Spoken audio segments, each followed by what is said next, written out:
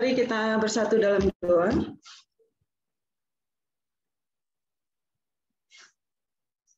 Tuhan, kami menyadari ketika Engkau boleh menebus kami dari perbudakan dosa. Disitulah Engkau mengikat perjanjian-Mu dengan kami, ya Tuhan.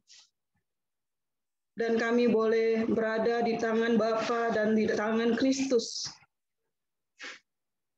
Dan itu digenggam untuk selama-lamanya, ya Tuhan. Biarlah ya Tuhan ketika di dalam perjalanan hidup kami, di dalam pergumulan dosa, kejatuhan kami, ataupun alami, biarlah kami boleh melihat kepada Allah yang adalah Maha Kasih, yang menginginkan yang terbaik bagi kami, setiap umat-Mu. Allah yang Maha Hikmat, yang mengetahui apa yang terbaik bagi kami, setiap umat-Mu. Dan Allah yang Maha Kuasa, Allah yang sanggup memberikan yang terbaik bagi kami, setiap umat-Mu. Oleh karena itu ya Tuhan, biarlah di dalam perjalanan kami mengikuti Kristus, sekali lagi kami boleh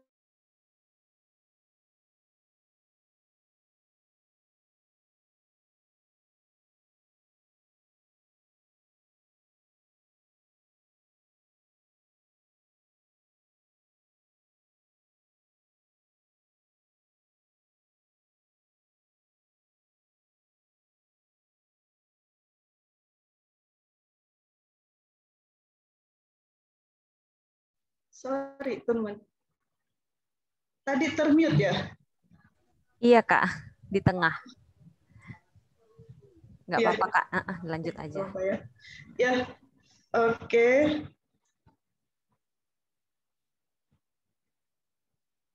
Ya, terima kasih untuk kesempatannya boleh melayani di PMKJ Pusat, teman-teman. Ya, tema dari pengurus PMKJ dari Yeremia 33 itu janji setia Tuhan. Saya kasih tema kecilnya, From Destruction to Restoration. Ya teman, ya saya mau kita boleh berespon gitu ya. Kalau kita lihat dalam hidup kita selama ini, kira-kira saat kapan sih kita mungkin meragukan janji Tuhan, atau mungkin kita meragukan atau merasakan atau berpikir apa sebenarnya jangan-jangan Tuhan sedang meninggalkanku, atau jangan-jangan Tuhan sedang menghukum aku, atau mungkin ya ada sesuatu yang kayaknya bisa nggak ya, benar nggak ya, ada nggak ya sebenarnya pertolongan Tuhan seperti itu. Teman bisa tulis di kolom chat atau ada yang mau langsung boleh. Kalau Alfa pernah meragukan janji Tuhan? Alfa tadi Kak bilangnya. Ya kalau aku sih Kak pernah sih Kak. Kalau dalam keadaan-keadaan sulit biasanya. Kalau yang nyatanya sih pernah kan aku kan gap year Kak. Jadi ada 1 tahun belum kuliah di situ mungkin saat dimana aku meragukan sih. Ini kok kayak gini banyak sering sih Kak kayak gitu. Tapi kalau untuk yang nyatanya mungkin di saat itu di saat gap year itu. Oke, thank you Alfa. Ya, Jeremy bilang kalau nunggu waktu terlalu lama nggak ada kepastian gitu. Teman yang lain? Dan ketika kalian meragukan janji Tuhan, kira-kira apa yang akhirnya kalian lakukan atau kalian merasakan apa saat itu?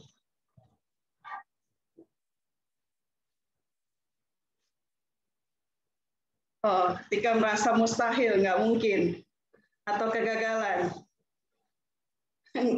malas nggak ngapa-ngapain, bingung sampai kapan gitu ya, atau hal-hal yang nggak masuk akal. Oke, ya tentu mungkin beragam gitu ya. Dan saya mengajak kita boleh kembali melanjutkan dari Bible Study Yeremia pasal 33 ini. Kita juga akan melihat gitu ya. Ya, kita akan pelajari bagian per bagian, nanti baru di akhir kita akan ada refleksi dan aplikasi. Ya, di dalam Yeremia pasal 33 ini adalah lanjutan dari pasal 32 sebelumnya gitu ya. Dan ayat 1 sampai 3 itu dikatakan datanglah firman Tuhan yang untuk kedua kalinya. Yang pertama sebelumnya tadi kepada Yeremia ketika ia masih terkurung di pelataran penjagaan. Itu bunyinya, beginilah firman Tuhan yang telah menjadikan bumi dengan membentuknya dan menegakkannya. Tuhan ialah namanya. Berserulah kepadaku, maka aku akan menjawab engkau dan akan memberitahukan kepadamu hal-hal yang besar dan yang tidak terpahami, yakni hal-hal yang tidak kau ketahui. Tentu bagian ini sangat penting karena konteksnya. Konteksnya seperti apa? Ya, kalau kita lihat di dalam Yeremia 32 sebelumnya itu, firman ini juga datang kepada Yeremia itu selama pengepungan terakhir oleh Babel. Itu sesuatu yang sangat mengerikan, teman. Pengepungan terhadap Yerusalem, dan itu terjadi pada tahun-tahun terakhir pemerintahan Raja Zedekia. Dan pada saat itu di Yeremia 32 kalian bisa baca, Zedekia itu menempatkan Yeremia di penjara kerajaan karena menubuatkan tentang bahwa Allah memakai Babel untuk menghukum Yerusalem ataupun Yehuda, dan Babel akan berhasil melakukan itu. Itu yang membuat Zedekia memenjarakan Yeremia. Teman, jadi situasinya itu situasi yang sangat mengerikan. Nggak tahu lah ya teman, mungkin kalian nggak ada yang lahir di sini di zaman penjajahan Belanda atau Jepang gitu ya. Tapi kalau kalian bisa melihat kondisi Timur Tengah yang maksudnya masih penuh dengan perang gitu ya, itu kondisinya sangat mengerikan, Bun. Nah, di tengah kondisi yang mengerikan tersebut, coba kita lihat ya. Ada kalau sebenarnya di dalam Yeremia ini penekanan menggunakan kata Tuhan itu berulang-ulang. Bahkan dikatakan Tuhan ialah namanya di ayat 32 tersebut. Kenapa ini berulang-ulang, teman? Kenapa penekanan kata Yahweh ini atau Tuhan ini berulang-ulang? Yaitu Tuhan ingin mengajak Yeremia maupun bangsa Yehuda untuk mengingat kembali bahwa Tuhan, yaitu Yahweh, itu adalah punya relasi hubungan perjanjian dengan Israel sebagai umatnya. Adanya relasi perjanjian antara Allah dengan umatnya. Relasi perjanjian, covenant relationship antara Allah dengan umatnya Israel. Dan nanti kalau kita lihat berikutnya, Tuhan akan berbicara tentang kesetiaannya kepada perjanjiannya. Di samping itu juga Allah sengaja berfirman memperkenalkan dirinya kembali bukan hanya sebagai Allah perjanjian, yaitu Allah Yahweh, tetapi juga Allah memperkenalkan diri sebagai the maker, the creator, yaitu pencipta alam semesta. Tujuannya apa, teman? Tujuannya seolah-olah Tuhan ingin memperkenalkan dirinya bahwa dia itu jauh lebih berkuasa daripada Babel. Babel hanyalah alat di tangan Tuhan untuk menghukum bangsa Yehuda. Tetapi Allah jauh lebih berkuasa daripada Babel. Dan nanti tiba waktunya Allah lah yang akan menghukum Babel. Bagian ini penting, teman. Saya nggak tahu kalau di tengah kondisi kita gitu ya, apapun yang kita alami saat ini, di tengah segala keraguan yang kita mungkin alami, rasakan gitu ya, apakah ketika Tuhan mengajak kita untuk melihat, mengingat kembali, Dia adalah Allah Yahweh, Allah perjanjian, dan Dia adalah Allah pencipta, Allah yang berkuasa atas seluruh ciptaannya. Apakah itu membuat kita merasa tenang, teman?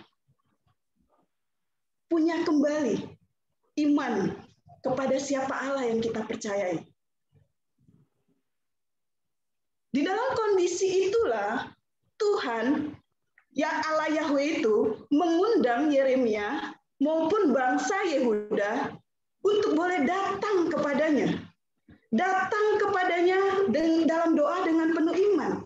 Bahwa di tengah-tengah kondisi kritis kondisi sekalipun, bahkan di tengah-tengah pengepungan yang sedang terjadi, di tengah-tengah penderitaan bahkan kematian yang sedang mengancam, Tuhan mengundang, mengajak bangsa Yehuda maupun Yeremia untuk datang dalam doa. Dan dengan satu keyakinan bahwa Tuhan akan menjawab doa-doa mereka. Teman, ini merupakan satu janji pengharapan yang sangat luar biasa, teman. Ini pasti memberikan satu kelegaan. Karena di tengah-tengah kondisi teror pengepungan maupun penghakiman yang akan segera terjadi, tetapi Tuhan memberikan pengharapan. Ayo datang kepadaku, dan aku akan menjawab engkau. Itu janji Tuhan. Teman, apakah kita juga boleh mengimani, teman? Seberapa berat pun kondisi kita secara pribadi, atau seberapa berat pun kondisi PMK kita, kesulitan menjangkau mahasiswa-mahasiswa di kampus kita, mari dengan iman datang kepada Tuhan di dalam doa. Dan yakini bahwa Tuhan itu menjawab.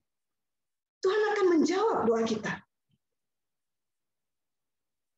Terus ayat 4 sampai ayat 9, firman Tuhan itu berbicara tentang pemulihan kota Yerusalem yang hancur. Sebab beginilah firman Tuhan Allah Israel mengenai rumah-rumah di kota ini dan mengenai gedung-gedung istana Raja Yehuda yang dirobohkan, yaitu dengan tujuan untuk dipakai terhadap tembok-tembok pengepungan dan pedang. Orang akan masuk pertempuran melawan orang-orang Kasdim, dan kota ini akan penuh dengan bangkai-bangkai manusia yang telah kupukul mati karena murkaku dan kehangatan amarahku, sebab aku telah menyembunyikan wajahku dari kota ini oleh karena segala kejahatan mereka. Di ayat 6, nuansanya berbeda. Sesungguhnya aku akan mendatangkan kepada mereka kesehatan dan kesembuhan, dan aku akan menyembuhkan mereka dan akan menyingkapkan kepada mereka kesejahteraan dan keamanan yang berlimpah-limpah. Aku akan memulihkan kepada Yehuda dan Israel dan akan membangun mereka seperti dahulu. Aku akan mentahirkan mereka dari segala kesalahan yang mereka lakukan dengan berdosa terhadap aku. Dan aku akan mengampuni segala kesalahan yang mereka lakukan dengan berdosa dan dengan memberontak terhadap aku. Dan kota ini, Yerusalem, akan menjadi pokok kegirangan, ternama, terpuji, dan terhormat bagiku di depan segala bangsa di bumi, yang telah mendengar tentang segala kebajikan yang kulakukan kepadanya. Dan menarik bagian ini, mereka akan terkejut dan gemetar. Tapi justru karena apa? Itu karena segala kebajikan dan segala kesejahteraan yang kulakukan kepadanya. Teman, makanya di ayat 3 sebelumnya, Allah menyatakan bahwa aku akan memberitakan hal-hal yang besar, hal-hal yang sulit dipahami oleh secara pikiran. Kenapa? Karena di tengah-tengah kondisi yang sedang mengalami ancaman, sudah sedang mengalami pengepungan dan mengalami kehancuran, bahkan kematian, tetapi justru disitulah Allah memberikan pengharapan, yaitu janji pemulihan. Itu sesuatu yang tidak masuk akal, teman. Itu sulit dicerna oleh pemikiran manusia. Itu sulit dipahami oleh Yeremia maupun juga bangsa Yehuda. Bagaimana mungkin di tengah-tengah kehancuran yang sebentar lagi akan terjadi, tetapi ada janji pengharapan yang justru Tuhan sampaikan di tengah-tengah kondisi tersebut. Kita lihat, teman. Ya, rumah-rumah di Yerusalem, termasuk juga rumah raja, sengaja dirobohkan dengan tujuan agar batu-batunya itu dapat digunakan untuk memperbaiki tembok kota yang rusak, untuk memperkuat agar bisa menghalangi serangan dari Babel. Itu tujuannya. Padahal di dalam Yeremia pasal 32 ayat 5, Tuhan itu udah berulang menyatakan bahwa Zedekia akan dibawa ke Babel, dan kalaupun ada orang yang melawan Kasdim, kamu tidak akan beruntung. Dengan kata lain, kamu pasti akan binasa. Tapi mereka sengaja, teman, terus-menerus berusaha mengerahkan seluruh tenaga mereka, mendorong seluruh orang-orang yang ada di Yehuda itu untuk mempertahankan kota Yerusalem. Tetapi justru kota itu penuh dengan bangkai-bangkai manusia. Akan ada banyak kematian yang akan dialami karena serangan Babel terhadap kota Yerusalem. Mereka tidak mendengarkan firman Tuhan yang sudah menyatakan bahwa Tuhan menghakimi mereka karena dosa mereka menggunakan Babel. Seharusnya mereka menyerah. Tapi justru mereka berusaha mempertahankan kota Yerusalem, tapi mengakibatkan banyak kematian. Namun mulai di ayat 6 dan berikutnya itu mulai janji pemulihan kota itu Tuhan nyatakan, yaitu di mana akan ada janji Tuhan akan memberikan kesehatan, kesembuhan, bahkan juga abundance of peace, kelimpahan kedamaian yang dulunya ketakutan karena kehancuran dan kematian yang akan dialami, tetapi boleh mengalami abundance of peace, bahkan juga boleh mengalami kebenaran.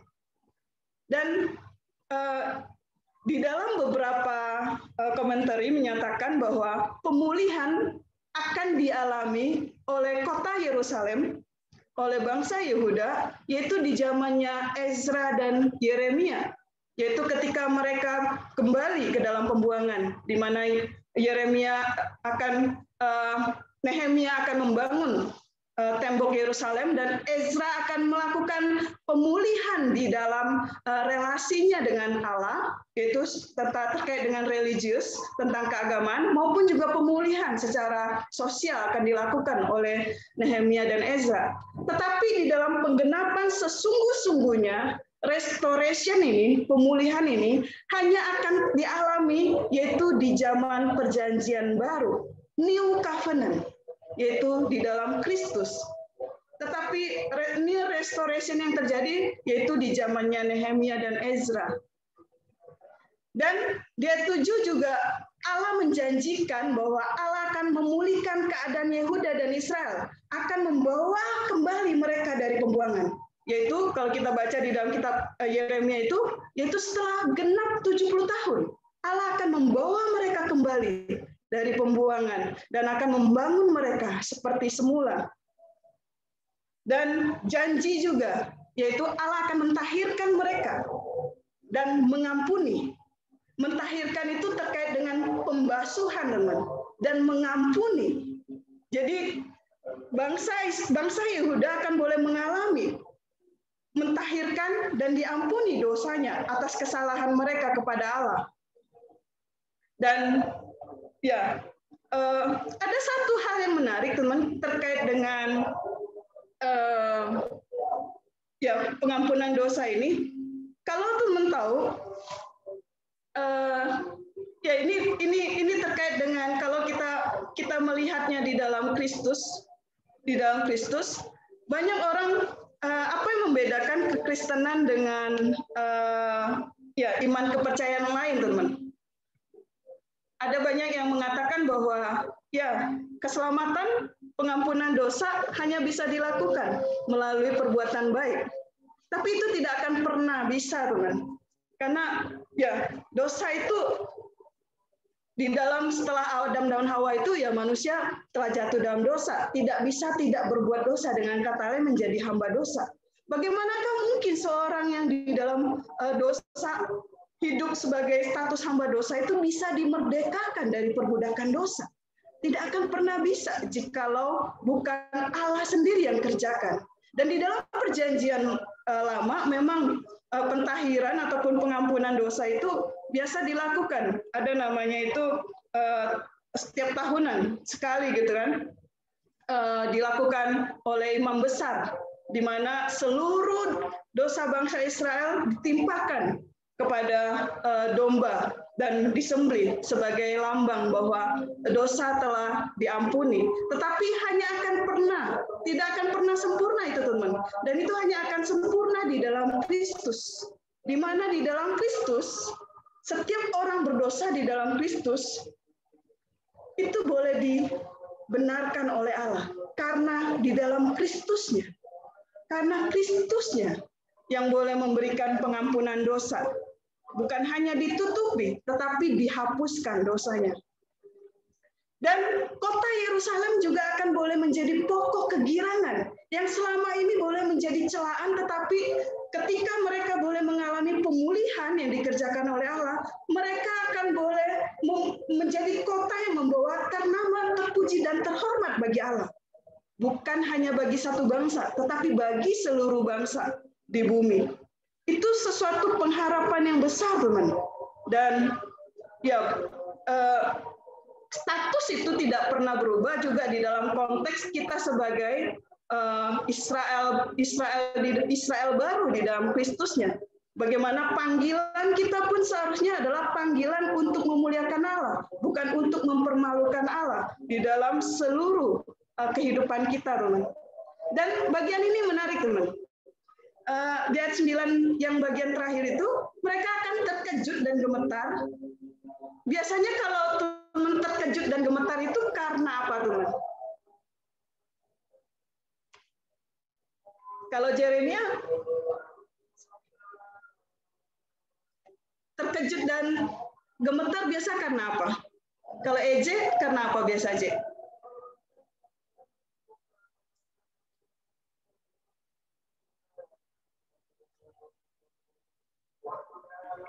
Biasanya karena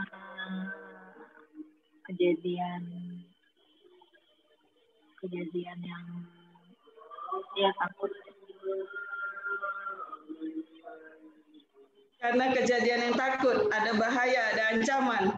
Ya, tapi justru ini menarik nggak, teman? Mereka akan terkejut dan gemetar karena apa, teman? Yaitu segala kebajikan dan segala kesejahteraan yang akan Allah lakukan kepada mereka. Yaitu pemulihan yang akan Allah berikan kepada mereka. Nggak tahu, teman, berapa banyak kita boleh mengalami pengalaman ini. Bahwa kita mengalami terkejut, emes, dan boleh mengalami awesome, boleh mengalami gemetar di hadapan Allah, karena boleh mengalami kebaikan, kemurahan Allah, kesetiaan Allah, pekerjaan Allah yang memulihkan kita, yang sepertinya bagi kita itu tidak masuk akal. Tetapi itu yang Allah curahkan dan kerjakan dalam hidup kita. Cuma saya rindukan kita punya pengalaman ini, teman. Punya pengalaman yang memang punya ketakjuban kepada Allah karena segala kebaikan yang Dia berikan. Jadi sebenarnya kita nggak layak, teman.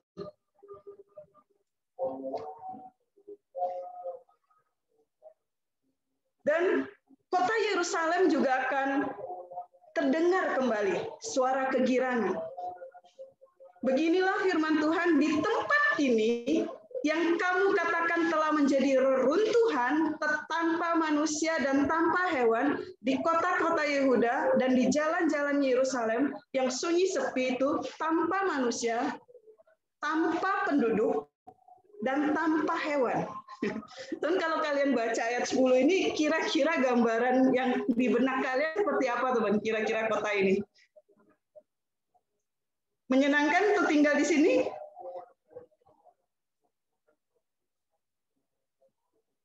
Kira-kira menyenangkan nggak? Atau perasaan apa yang kalian muncul? Tinggal di kota ini. Sengsara, serem. Ya, tapi mulai ayat 11 akan dengar lagi suara kegirangan. Voice of joy. Suara sukacita. Voice of gladness. Suara pengantin laki-laki, suara pengantin perempuan, itu akan terjadi, teman. Bahkan apa? Suara orang-orang yang mengatakan bersyukurlah kepada Tuhan semesta alam, sebab Tuhan itu baik, bahwasanya untuk selama-lamanya kasih setianya, sambil mempersembahkan korban syukur di rumah Tuhan. Sebab aku akan memulihkan kembali negeri ini seperti dahulu, firman Tuhan. Kira-kira ada perbedaan yang kontras nggak, teman, dari kondisi ini?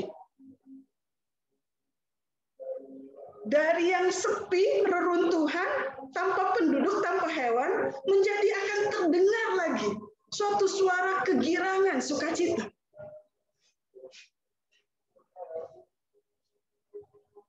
Ya, ketika Yerusalem sedang dikepung, teman, itu tuh terdengar suara yang mengerikan. Itu suara jeritan, tangisan, erangan, suara kehancuran yang menyedihkan, itu pasti sangat mengerikan, teman. Dan suara yang mengerikan itu justru digantikan oleh suara yang lebih mengerikan lagi, yaitu suara keheningan. Yerusalem menjadi sunyi, tanpa penghuni, tanpa binatang. Tetapi Tuhan akan memberikan suara yang lebih baik. Yaitu suara apa? Akan terdengar lagi suara kegirangan. Suara sukacita, akan terdengar lagi suara pernikahan. Itu berbeda, bertolak belakang dengan bagian Yeremia sebelumnya, kata-kata penghakiman. Di mana dikatakan ya, kotamu akan sunyi sepi. Tapi di sini dikatakan pemulihan yang Allah kerjakan itu akan memberikan kembali suatu suara kegirangan. Dan ditandai, yaitu suara pernikahan. Ada kembali kehidupan yang baru. Karena berkat Allah di sana. Kembali pemulihan yang Allah kerjakan kepada kota Yerusalem. Bukan hanya kepada kota Yerusalem, kepada bait Allah, itu akan ada kembali penyembahan, puji-pujian kepada Allah. Yaitu suara orang-orang memuji Tuhan. Karena kebaikan dan belas kasihan Tuhan. Kembali, bait Allah akan penuh dengan puji-pujian. Terus saya rindukan ini juga boleh menjadi pengharapan kita, teman. Bahwa Allah merindukan bukan hanya pemulihan kota terjadi, tetapi juga pemulihan umat Allah, pemulihan di dalam rumah Allah boleh terjadi juga. Sehingga umat Allah boleh kembali mengingat akan kasih setia Allah di dalam puji-pujiannya tersebut. Karena Allah telah dan akan memulihkan mereka. Dan uniknya di ayat 12 dan 13 ini, pemulihan terjadi bukan hanya di kota Yerusalem atau kota-kota Yehuda, tetapi pemulihan itu terjadi semakin luas, teman. Dikatakan gini, beginilah firman Tuhan semesta alam, di daerah ini yang sudah menjadi reruntuhan, tanpa manusia dan tanpa hewan, dan segala kotanya akan ada lagi padang rumput bagi gembala-gembala yang membaringkan domba, kambing domba itu. Yaitu di mana aja? Di kota-kota pegunungan, di kota-kota daerah bukit, di kota-kota tanah Negeb, di daerah Benjamin, di sekitar Yerusalem, dan di kota-kota Yehuda. Kambing domba akan lewat lagi dari bawah tangan orang yang menghitungnya. Demikianlah firman Tuhan. Itu maksudnya adalah akan ada lagi gembala-gembala yang memeliharanya, yang menjaganya. Dan sebenarnya bagian ini menarik, teman. Dikatakan segala kota akan ada lagi padang rumput, di mana gembala-gembala akan membaringkan kambing domba di situ. Ingat, teman, domba hanya akan berbaring jikalau mereka mengalami peace, mengalami juga kecukupan makanan. Tidak ada hama, tidak ada konflik internal, dan tidak ada ancaman dari eksternal. Sehingga gambaran ini sangat menarik. Kenapa? Karena di tengah-tengah kekacauan dan keputusasaan, karena kota sedang dikepung, justru Allah memberikan pengharapan bahwa akan ada peace, akan ada kedamaian dan kebaikan yang Allah kerjakan kepada kota yang dipulihkan. Terus saya nggak tahu ya di dalam konteks persekutuan kampus kalian masing-masing ya. Teman saya pribadi sebenarnya saat ini sedang agak sedih dalam konteks pelayanan di Trisakti. Ya, dengan kepengurusan yang semakin dikit di banyak jurusan yang membuat kemungkinan persekutuan juga akan di-merger gitu. Dan ya pasti konsekuensinya besar, teman. Penginjilan kepada mahasiswa baru menjadi tantangan besar, apalagi masa pandemi seperti ini gitu ya. Dan kelompok kecil yang tidak berjalan dengan baik, sehingga itu akan berdampak kepada, bukan hanya berdampak kepada pelipat gandaan kepada pemimpin kelompok kecil, tapi juga berdampak kepada pelipat gandaan di dalam pelayanan, yaitu sebagai pengurus juga. Di tengah kondisi itu ada kadang banyak kekhawatiran, teman. Tetapi Tuhan selalu mengingatkan saya bahwa Tuhan adalah gembala yang baik. Tuhan sanggup menjaga umatnya, sanggup juga menjangkau mahasiswa-mahasiswa baru yang ada di kampus Trisakti, baik yang sudah masuk ataupun yang akan masuk nanti 2021 ini, dan Tuhan adalah yang gembala yang baik juga, yang sanggup mengerjakan kehendaknya di dalam hati setiap pengurus, di tengah-tengah keengganan mereka untuk melayani, untuk kembali berjuang, memberitakan Injil, untuk kembali berjuang, mengerjakan pemuritan, sehingga setiap umat Allah boleh mengalami digembalakan oleh Allah. Kalau mau dibilang, mungkin kondisi Trisakti saat ini bukanlah kondisi yang baik. Sometimes mungkin ada keputusasaan karena kondisi yang tidak semakin berubah mungkin. Tetapi saya belajar beriman, teman, bahwa di tengah kondisi sesulit apapun, kesulitan pengurus, kesulitan pemimpin kelompok kecil yang tidak berjalan dengan baik, saya tetap belajar mengimani bahwa Tuhan sanggup mengerjakan pemulihan kepada persekutuan mahasiswa di kampus Trisakti. Dan Tuhan sedang menyediakan kaum-kaum tersisa tersebut untuk tetap Injil boleh diberitakan, agar murid Kristus boleh dibina dan boleh mengalami kedewasaan serupa dengan Kristus. Saya belajar mengimani, teman, di tengah-tengah segala kondisi yang tidak baik di persekutuan. Dan bagian ini juga menarik, teman. Bukan hanya Yerusalem dan Yehuda, tetapi Tuhan mengerjakan pemulihan meluas di wilayah-wilayah yang telah ditentukan. Saya juga sangat merindukan, teman, pemulihan persekutuan mahasiswa Kristen di Jakarta pun boleh terjadi, teman. PMK bukan hanya sekedar melanjutkan tradisi, melanjutkan program, tetapi pengurus-pengurus yang ada tidak mengerjakan hal yang esensi, tidak mendapatkan spirit visi yang sama, tidak mengerti esensi misi yang sama, dan tidak punya hasrat mengerjakan visi dan misi tersebut dengan setia. Teman, saya tahu bahwa kondisi teman-teman yang melayani di konteks pandemi ini sangat berbeda karena belum pernah sebelumnya. Tetapi yakinkah kita bahwa Tuhan yang sama pun juga akan memberikan hikmat kepada kita untuk boleh tetap bisa mengerjakan panggilannya di tengah-tengah konteks pandemi yang susah ini? Sama seperti juga, teman, kalau kita berpikir ya, tahun 70-an Bapak Jonathan merintis pelayanan mahasiswa di Indonesia, yaitu masa politik yang tidak baik konteks Indonesia.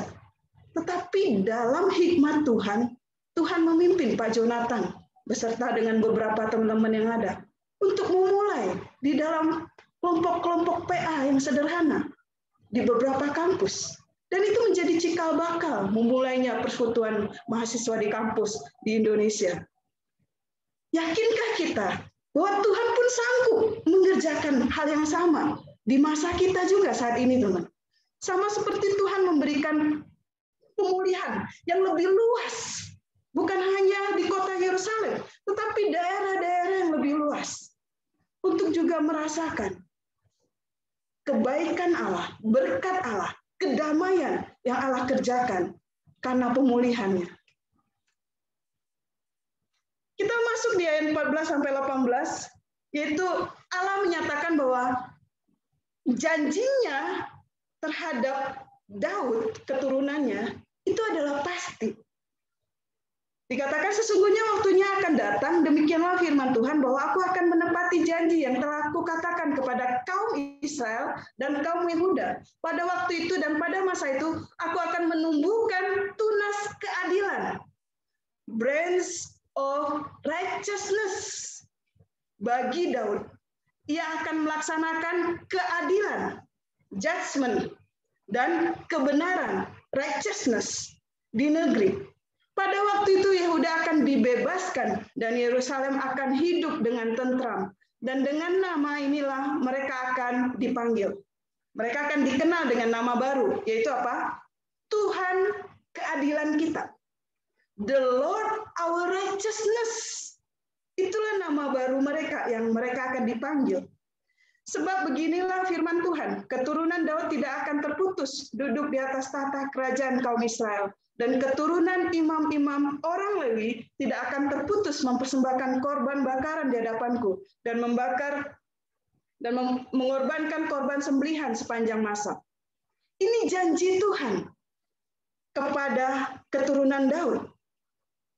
Dan kita mengerti dalam konteks ini akan dipenuhi di dalam New Covenant, di dalam perjanjian baru, di mana Tuhan berjanji bahwa dari garis keturunan Daudlah akan muncul tunas keadilan. Itu Tuhan bisa lihat di dalam beberapa bagian Yesaya maupun Yeremia juga. Bahkan apa? Pemulihan maupun berkat di dalam perjanjian baru itu akan terjadi melalui Mesias, tunas keadilan, yang merupakan keturunan Daud, dan Kristus yang adalah Mesias itu, yang dijanjikan itu, dia akan memerintah bukan tidak hanya di atas Yerusalem dan Israel, tetapi juga di atas bumi, di seluruh bumi, untuk membawa apa? Judgment and righteousness, penghakiman dan kebenaran. Itulah tunas keadilan yang akan memerintah di atas seluruh bumi. Bukan hanya atas Yerusalem atau Israel, tetapi atas seluruh bumi. Tunas Daud itu dari keturunan Daud akan memerintah. Dan nama ini yang mereka akan dipanggil, Tuhan keadilan kita. Ini gelar bagi Yerusalem yang dipulihkan oleh Mesias, tunas Daud. Dan ini akan terjadi hanya yaitu ketika kapan? Yaitu New Jerusalem. Yaitu tidak akan ada lagi tempat penyembahan berhala, pemberontakan, rasa malu, maupun kehancuran. Itu akan menjadi kota di mana orang-orang yang benar menemukan kebenaran mereka di dalam Tuhan. Sesungguh-sungguhnya akan terjadi janji ini, yaitu ketika New Jerusalem datang. Dan ayat 19 sampai 22, ini sangat-sangat menghibur saya, teman. Di mana perjanjian Tuhan dengan Daud itu dianalogikan bahwa itu pasti Tuhan genapi, sama seperti perjanjian yang telah Tuhan buat dengan siang dan malam. Jadi teman, kalau kita mungkin banyak, saya nggak tahu teman di sini ada banyak nggak dari anak fisika gitu ya, atau anak IPA gitu, yang menurut kita seolah-olah siang dan malam itu terjadi karena hukum alam. Tetapi sebenarnya siang dan malam terjadi itu karena perjanjian Allah. Dengan kata lain seperti seolah-olah sama seperti selama bumi ini masih ada, maka akan ada timbul siang dan timbul malam. Seperti itulah kepastian janji Allah terhadap Daud. Makanya dikatakan firman Tuhan datang kepada Yeremia bunyinya, beginilah firman Tuhan, jikalau kamu dapat mengingkari perjanjianku dengan siang dan perjanjianku dengan malam, sehingga siang dan malam tidak datang lagi pada waktunya, maka juga perjanjianku dengan hambaku Daud dapat diingkari, sehingga ia tidak mempunyai anak lagi yang memerintah di atas tatanya. Begitu juga perjanjianku dengan orang-orang Lewi, yakni imam-imam yang menjadi pelayanku. Seperti tentara langit tidak terbilang dan seperti pasir laut tidak tertakar, demikianlah aku akan membuat banyak keturunan hambaku Daud dan orang-orang Lewi yang melayani aku. Kesetiaan Allah kepada perjanjiannya bahwa dari garis keturunan Daud akan muncul terus orang-orang yang memerintah dan puncaknya kepada Mesias, dan dari keturunan Lewi juga akan terus-menerus ada orang yang melayani sebagai imam, dan itu sebenarnya akan digenapi seutuh-utuhnya di dalam Kristus, yaitu Dia juga adalah imam besar kita. Dia bukan hanya raja, tetapi Dia juga adalah imam besar kita yang menjadi perantara antara Allah dengan kita. Itu yang boleh kita nikmati, teman. Ya, perjanjian setia Allah kepada Daud itu digambarkan seperti itu, teman. Dan nanti di dalam Wahyu pasal 7 itu Mesias yang dijanjikan itu akan memerintah di atas tata Daud dan dengan banyak orang di sekelilingnya untuk memerintah bersama-sama dengan Dia. Ini sangat menghibur, teman. Betapa Allah ingin menyatakan kepastiannya, penggenapannya akan perjanjiannya yang telah dibuatnya kepada Daud. Dan menarik di bagian ini adalah di tengah-tengah bangsa Israel yang sedang dihukum oleh Allah, ya banyak orang mengatakan bahwa kedua kaum keluarga ini telah ditolak Tuhan karena mereka sedang dihukum oleh Allah. Namun bagi Tuhan perkataan itu menghina Dia. Kenapa menghina Dia? Karena bagi Tuhan, ya ini mengacu kepada kerajaan Israel Utara maupun Yehuda Selatan gitu ya. Dan kenapa ini menghina bagi menghina umatku? Yaitu bagi Tuhan, walaupun bangsa Yehuda maupun bangsa Israel telah berdosa kepada Allah dan Allah sedang menghukum mereka, mereka tetap adalah umat Allah sebagai suatu bangsa. Allah punya tujuan, Allah punya rencana khusus kepada mereka. Mereka tetap sebagai suatu bangsa, sebagai suatu umat pilihan Allah di hadapan Tuhan maupun di hadapan dunia. Ini tidak menghilangkan identitas mereka. Dan itu boleh kita syukuri, teman. Itu juga termasuk di dalam New Israel, yaitu di dalam Kristusnya, bahwa kepastian itu tidak akan menggagalkan rencana Allah yang telah membuat perjanjian kepada umatnya. Dan Allah menjawab pernyataan tadi itu dengan meneguhkan kembali perjanjiannya. Dan saya bacakan di dalam bahasa Indonesia sehari-hari. Tetapi sebagaimana aku Tuhan telah membuat suatu ikatan perjanjian dengan siang dan malam dan membuat hukum yang mengatur langit dan bumi, begitu juga aku akan tetap memegang perjanjianku dengan keturunannya aku dan dengan hambaku Daud. Tuhan kembali mengingatkan, teman, bahwa melalui penekanan ini Allah mengulangi, yaitu menggunakan figur yang sama. Seperti di ayat 19:21 itu, ingin menekankan bahwa terkait dengan keabadiannya perjanjian Allah kepada umatnya. Sehingga itu apa yang telah Tuhan ikatkan, yaitu membuat suatu perjanjian seperti siang dan malam, begitu juga Tuhan akan tetap memegang perjanjiannya kepada keturunan Yakub maupun juga kepada Daud. Ya teman, kalau mau kita coba refleksikan, aplikasikan, coba teman, bagaimana kondisi kita saat ini? Baik kondisi pribadi kita, maupun kondisi PMK kita.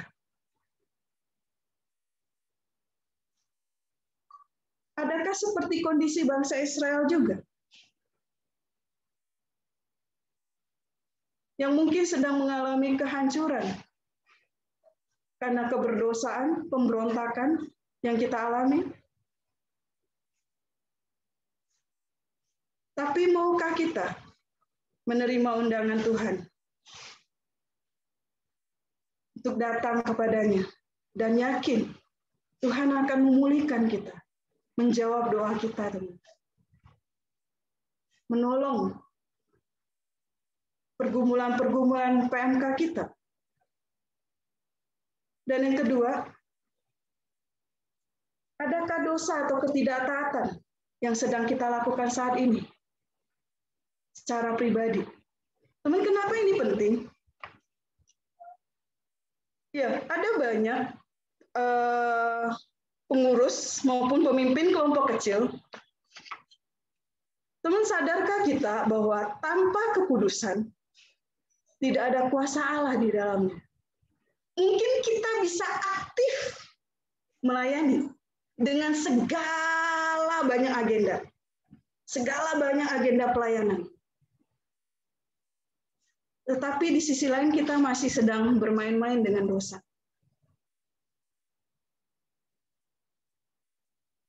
Dan jangan lupa, teman, ada pendisiplinan yang Allah lakukan.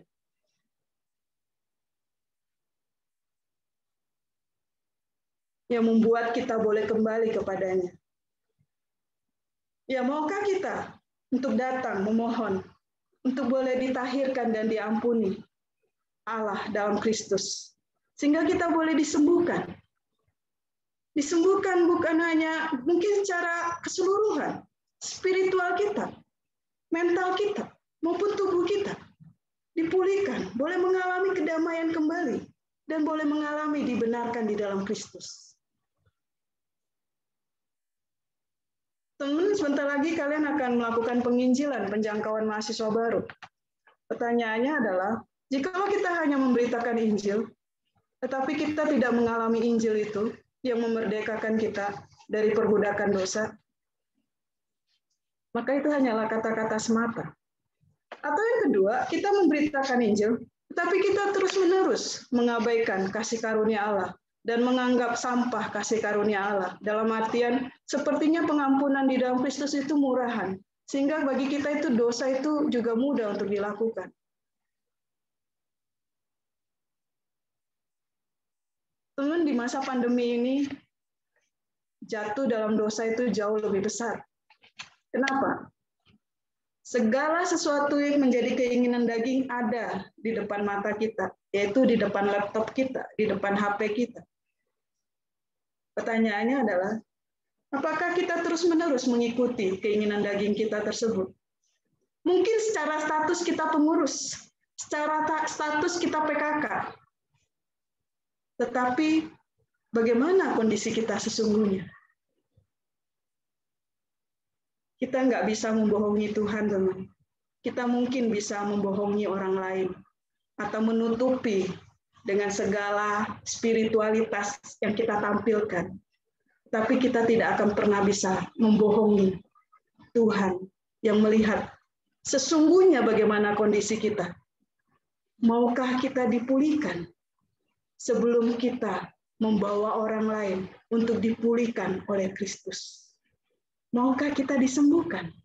Maukah kita boleh mengalami diperdamaikan dan diselamatkan dan diampuni di dalam Kristus? Tanpa kita mengalami, maka tidak ada kuasa di dalam segala yang kita beritakan, segala aktivitas yang kita lakukan. Yang terakhir, kalau saya boleh tanya, pertanyaan terakhir, sebelum masuk pertanyaan ini. Boleh tambah waktu 2 menit ya, Bet. Tapi saya mau ngajak teman semua boleh berespon di kolom chat. Saya mau ngajak kita benar-benar memikirkan, teman. Ini bagian yang serius, karena saya pikir siapapun kita saat ini, saya pikir kita perlu memikirkan dengan serius. Ya mungkin ini pertanyaan yang agak silly bagi teman-teman, tapi saya mau ngajak kita memikirkan dengan serius, yaitu jikalau saat ini, teman-teman mengalami kematian.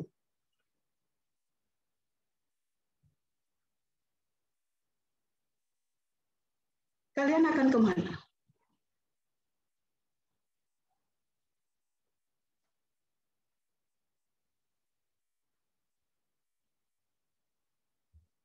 Kalian akan hidup bersama dengan Kristus dan Allah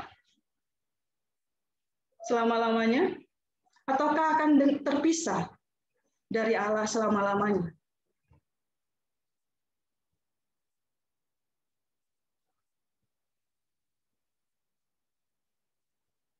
Boleh teman? Kira-kira teman akan, ya kalau bahasa sederhananya, akan ke sorga atau ke neraka? Jikalau saat ini kalian meninggal. Bahkan saat kalian sedang melakukan dosa. Kalian mati. Kalian akan kemana?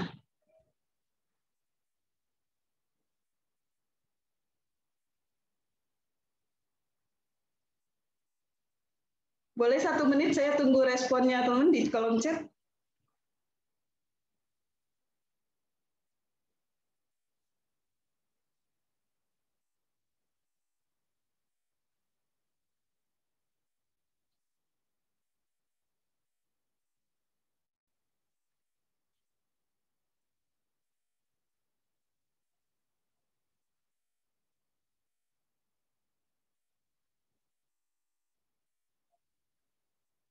Oke.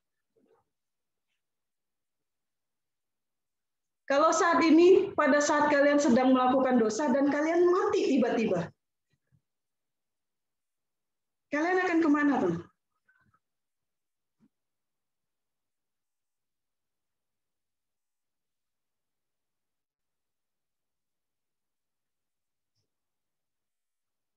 Oke, percaya. Ya teman, ini bagian penting, bukan hanya doktrinal atau dogmatis. Saya merindukan itu boleh menjadi iman personal kalian. Siapa Yesus bagi kita? Dan siapa Allah bagi kita sesungguhnya? Dan apa yang Allah janjikan di dalam Kristus Yesus bagi kita sebagai umat tebusannya? Dan percayakah kita bahwa ketika kita sudah ditebus di dalam Kristus, Tuhan sedang mengerjakan restoration, pemulihan, pengudusan yang boleh semakin serupa dengan Kristus. Sampai kita boleh, ketika Kristus datang kedua kalinya, kita boleh menjadi seperti Kristus.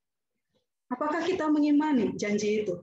Sehingga ketika kalian jatuh dalam dosa, ada pengampunan dosa dan bangkit untuk hidup lagi dipimpin Roh Kudus. Untuk hidup kembali di dalam kekudusan, hidup kembali di dalam boleh menikmati kemenangan di dalam Kristus. Jangan terus-menerus berganjang di dalam dosa, teman.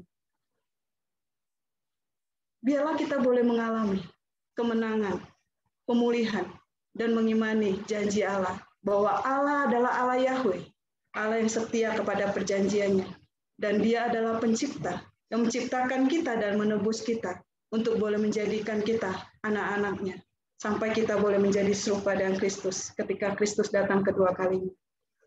Boleh minta dengan kasih, Bebet membawa kita dalam doa. Mari kita berdoa. Suaraku terdengar ya? Mari berdoa. Bapa di dalam surga, hari ini kami semakin menyadari kami tidak pernah akan berada pada satu titik di mana kami merasa cukup akan berita Injil, akan kabar baik dari Allah. Hari ini kami semakin menyadari justru semakin kami mendengarkan berita baik itu, kasih karunia itu, semakin seharusnya kami terheran akan betapa dalamnya rancangan kasih karunia Allah bagi orang-orang berdosa seperti kami.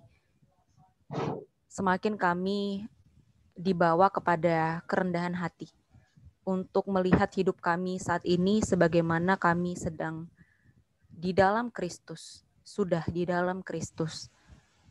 Dan Bapa, kami semakin menyadari bahwa penghayatan yang benar dan mendalam akan Injil itu sangat powerful untuk mengubah cara kami menjalani kekristenan kami. Itu sangat powerful untuk memimpin kami kepada hidup yang berdasarkan iman. Mungkin seringkali di tengah segala rutinitas, baik itu perkuliahan atau pelayanan, kami mengabaikan waktu-waktu untuk berdiam, untuk kembali mengarahkan hati kami kepada salib Kristus. Sehingga rasanya kabar baik itu menjadi biasa-biasa saja. Karena itu Bapa di surga, kami sangat bersyukur kalau sekali lagi melalui eksposisi pada sore hari ini, melalui hamba-Mu Kak Esi, kami boleh melihat semakin utuh karya pemulihan Allah. Betapa bersyukurnya kami, umat perjanjian baru yang ditebus oleh Kristus, ketika membaca kitab Yeremia pasal yang hari ini bersama-sama kami renungkan, kami tahu bahwa janji pemulihan tersebut digenapi di dalam Kristus, dan nanti kami akan menikmati kesempurnaannya pada saat Kristus datang kedua kali. Karena itu biarlah kami hidup sebagai mahasiswa Kristen, sebagai pengurus-pengurus PMK, sebagai PKK-PKK, sebagai jemaat-jemaat Tuhan, hidup dengan pengharapan kepada Kristus. Menantikan Kristus dengan terus melayani. Menantikan Kristus dengan terus mengasihi. Menantikan Kristus dengan terus bertekun dalam iman kami. Tolong kami Bapa satu persatu untuk betul-betul diubahkan melalui pemberitaan firman hari ini. Biarlah Roh-Mu yang kudus memimpin kami kepada kebenaran firman yang hari ini bersama-sama kami renungkan. Dan terutama mendorong kami untuk melakukannya dalam kehidupan kami sehari-hari dalam pelayanan kami.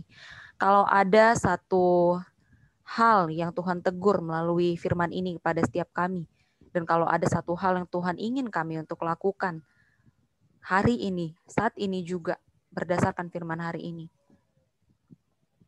kiranya kami menjadi orang-orang yang dengan iman dan ketaatan boleh melakukannya.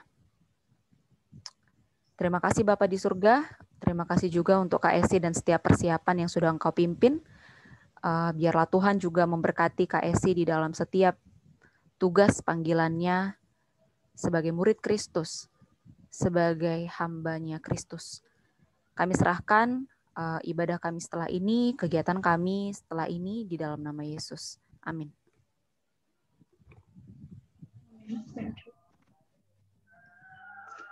Terima kasih Kak Esi untuk pemberitaan kebenaran firman-Nya, dan Kak Bebitan telah menutup dalam doa. Aku menikmati bahwa sulit apapun kondisi pribadi atau PMK yang saat ini sedang kita hadapi saat ini, mari dengan iman yang setia kita terus datang kepada Tuhan bahwa Ia akan menjawab semua doa kita dengan janji pemulihannya tanpa